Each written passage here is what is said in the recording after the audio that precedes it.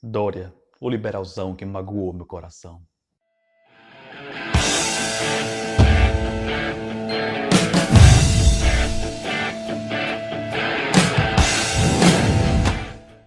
Tô fazendo esse vídeo aí um pouco atrasado, essa polêmica da semana passada, em que João Dória aumentou impostos aí para o Spotify, o Netflix principalmente, e isso gerou bastante polêmica, gerou uma revoltazinha aí do Rodrigo Constantino, que publicou um texto aí falando mal de Dória, que ele é um falso liberal, mais ou menos isso. O que eu acho é que é absolutamente inacreditável que os entusiastas do liberalismo tenham sido enganados por João Dória e por todos os demais políticos com discurso liberal aqui no Brasil. Liberalismo no Brasil não existe, pelo menos no campo político. Não existe. É claro que redução de impostos não é a única política a ser praticada por um político que pretende ser liberal, mas é uma das políticas mais importantes, talvez a mais importante de todas. E político, principalmente aqui no Brasil, não vai reduzir impostos. Por um motivo muito simples, o político ele não prioriza a sua ideologia, ele prioriza a sua carreira política, ele prioriza a perpetuação dele e do seu partido, dos seus coligados ali no poder. E para isso ele precisa de receita.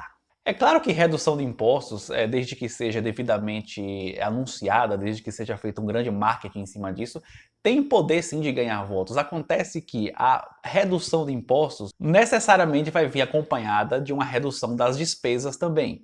Então a maneira mais fácil que o político tem de se perpetuar no poder é gastar mais. E para gastar mais ele precisa de mais receita.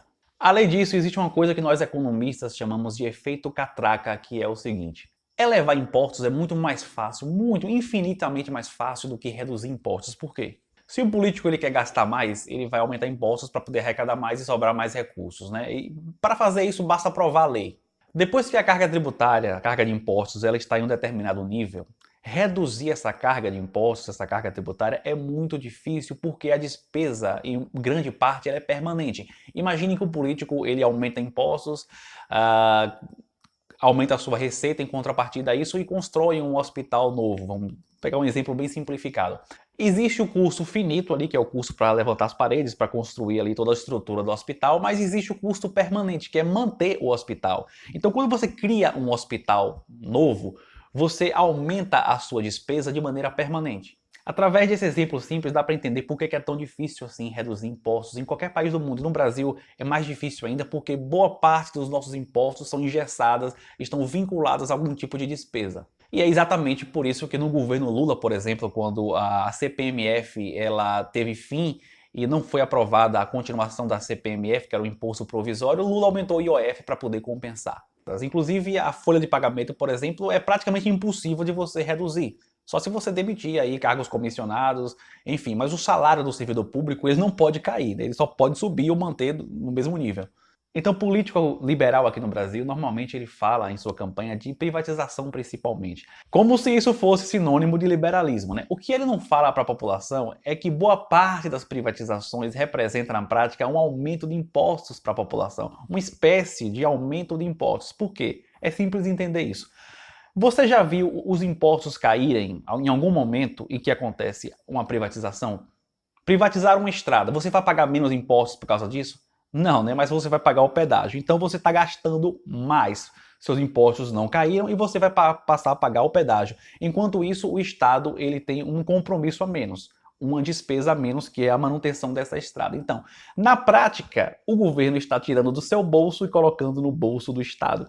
Privatização, não em todos os casos, né? Vai depender muito. Se for uma empresa estatal, já é um pouco diferente. Mas boa parte das privatizações, principalmente quando se fala de serviços que eram do Estado, que a iniciativa privada ela começa a arcar com esse serviço, ela representa um aumento de impostos, até porque na maioria das vezes, 90% dos casos, isso representa um aumento de tarifa para o consumidor. Serviço de cartório, por exemplo, todos os lugares que eu vi que privatizou aumentou a tarifa, mas os seus impostos não caíram.